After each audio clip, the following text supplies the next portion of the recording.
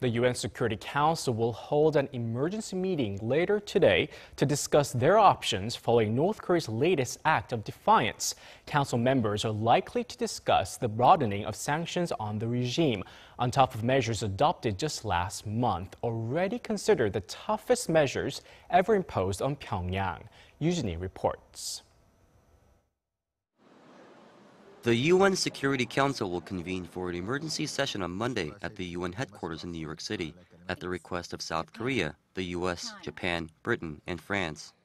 It comes less than a month after the Council unanimously adopted a raft of hard-hitting sanctions on Pyongyang over its string of ballistic missile tests. But with the regime seemingly undeterred by these measures by going ahead with its nuclear test, UN diplomats are now considering ways to even further isolate the North and tighten its purse strings. The latest proposals could include a ban on Pyongyang's textile exports and the country's national airline, as well as preventing North Korean guest workers from working abroad.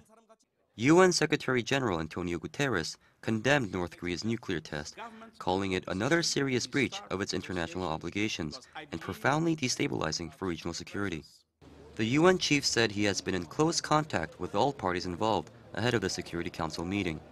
Whether the meeting will yield any tangible results will hinge on the support of Russia and China, two permanent, veto-wielding members of the Council. Chinese President Xi Jinping and Russian President Vladimir Putin, meeting on the sidelines of a BRICS summit on Sunday, agreed to appropriately deal with Pyongyang following the latest developments. It remains to be seen if this indicates Beijing and Moscow are moving away from the softer line on North Korea they've adopted in recent months, having shown firm opposition to any new sanctions in favor of facilitating dialogue. Both countries have suggested a policy known as a freeze for a freeze, where both North Korea and the US would engage in a mutual stand-down, a proposal that has been rejected by Washington. Joonhee, Arirang News.